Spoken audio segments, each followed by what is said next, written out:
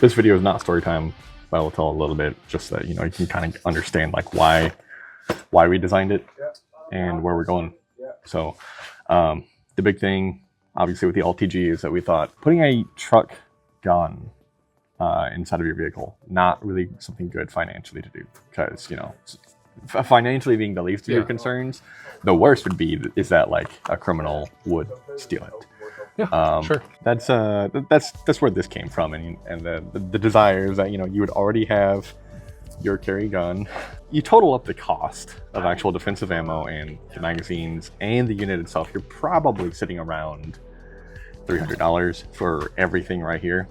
That's not a terrible price whenever you consider the actual benefit. Whereas, first of all, I'd love to see you buy a rifle for $300. That's actually really capable. It's gonna be a hard ask. Let's just run it. Like, this is probably around $3,000. This pistol right here is probably another 700. We've got multiple, but I don't think there's a single gun out here that's worth less than 1,000 as of right now. You don't want to lose your guns, lose your rifles. So that's why this was developed. So you gain capability by having medical, because the saying is like, oh, you gotta have a gun to be in a gunfight, but that's true. But what happens after a gunfight? There's holes in things, and you need medical. This particular unit was with me whenever I responded to a car crash. A fatality was involved in it. Because of the form factor, I was able to have this directly under my seat. It was something I was able to pull out and just be able to use. But now let's actually talk about, like, we're not diving into story time yet. We're just talking about, this is quite genuinely the first prototype, and I have kept this, and it's been used. So this is like the core of why we started. And when did we make that? Oh my God. It was over a year ago. Yeah, it's in all honesty, we were talking about it when I still lived in Colombia. So no, we're probably sitting at 2 years now. Yeah, whenever they been a while. first sitting around 2 years. Making something that is modular, something that is capable, something that is a hole in the market, but not outrageous in price. Yeah. I think I covered all the details about why this is practical. Mm-hmm. So would you mind just diving a little bit into like what they've done here? Yeah. So first of all, this is the most recent bag from the manufacturer. So this is everything besides the magazines and obviously the stuff inside of it and like some of the clips and stuff. This is... Yeah, these are extra clips. As we were going through, we were talking about like these aren't going to be on the final design. Yeah, so we'll talk about that. But first of all, you'll probably notice compared to this one, quite a bit bigger. Yeah. This was just done for their processes of developing the actual design. So we did have a more professional prototype of what Jacob has here that we had made, and we sent that to them. And then I know you got an ear pro in, but like, how loud you talk. Yeah. So yeah, this is quite a bit bigger because they were doing some testing with making this thing as durable as possible. Are we going to have it be this big? No, this is going to be the same form factor as this. Okay. Just the way that nylon manufacturing happens, it's kind of hard to tell sometimes how much material you're going to need. So it's better to just kind of, it's one of those things where it's like, it's better to have more and then have to trim it. Well, and that right there, what you said, have more and trim it. They pushed, we threw them a lot of ideas that came from this early prototype. Yeah. And we said, just throw everything into there, and we want to test and get, to a point where we can trim. And obviously the thing that we really like about the early prototype is its form factor. It's slim. Yeah. It is relatively thin. I think it could be thinner. But we tossed so many ideas at them, so many things to make this modular and better, hopefully, that they tossed everything in there. So it's obviously a big unit. So like Jacob was saying, these clips that are on the side, this actually, we'll take this off. Yeah, so this is one of the key components of this rig. So what this just did, this one is unable to do. It doesn't have that feature, and that was something that we really, really wanted it to have. Yeah, so obviously full Velcro back placard.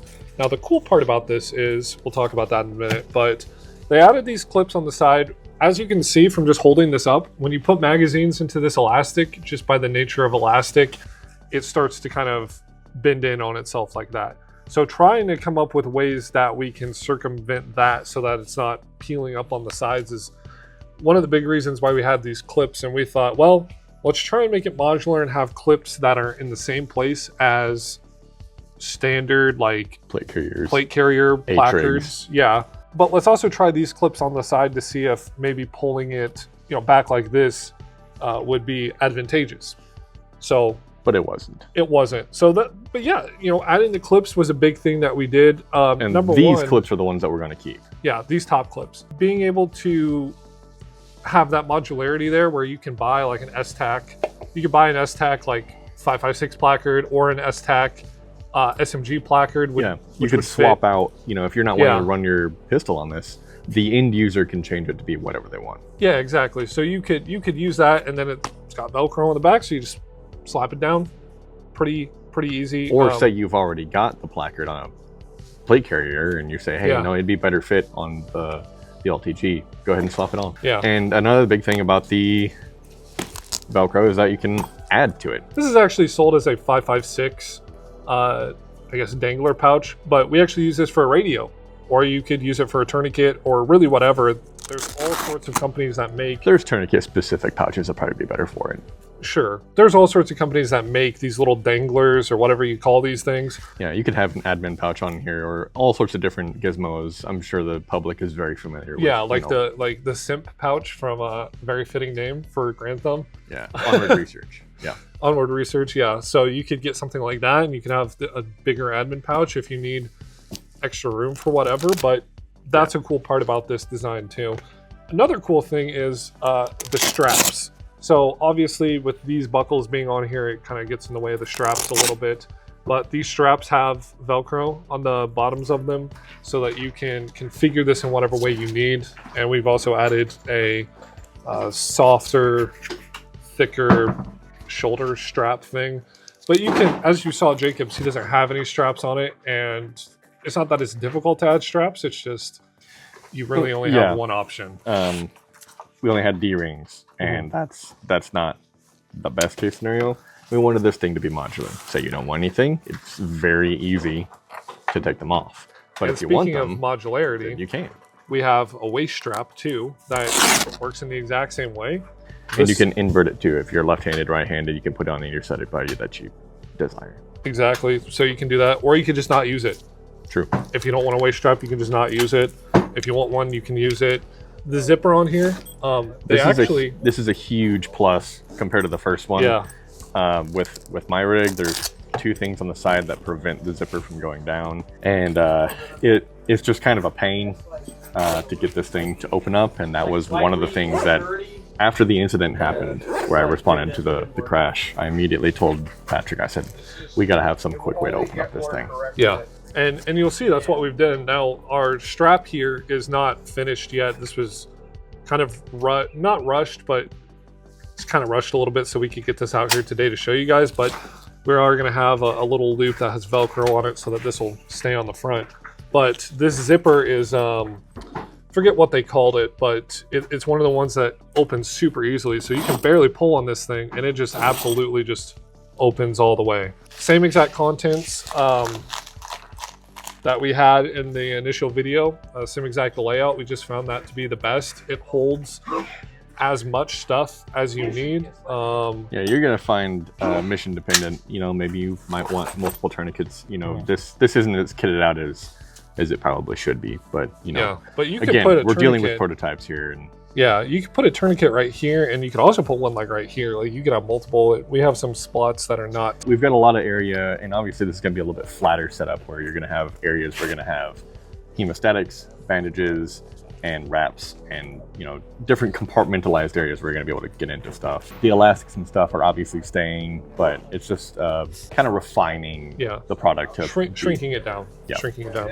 And then of course we have our slip pouch on the front, as you guys can probably see that slip pouch on the front, and a zipped pouch over here. So this gets in the way a little bit, but realistically, when it's open, you're just it's not. your non-importance are going to be in here. This Right. is for after you're done with the. There is a top and a bottom to this. Obviously, the top is the one that has the slip pouch because gravity works that way, and then the bottom is going to have the zipper so stuff doesn't just fall out. One cool thing about the manufacturer that I want to touch on, this is all being made in America. Really, really close, actually, to where our company is based out of, in the same state. in the same state. So Aren't we the first contract that they have that Yeah. not DoD? we are the first private company that they're working with. Everything else is DoD, but I say DoD because Yeah, they only deal with American-made parts first of all, Yeah. and then it's American-made.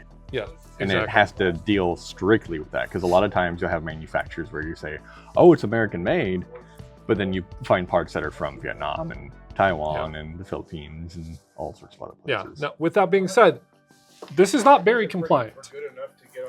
Well, This is not Berry compliant. What that basically means, for those of you who don't know, for something to be Berry compliant, it has to be, everything has to be in the U.S. So I'm talking like the plant, like the fibers have to be grown in the U.S. for the nylon.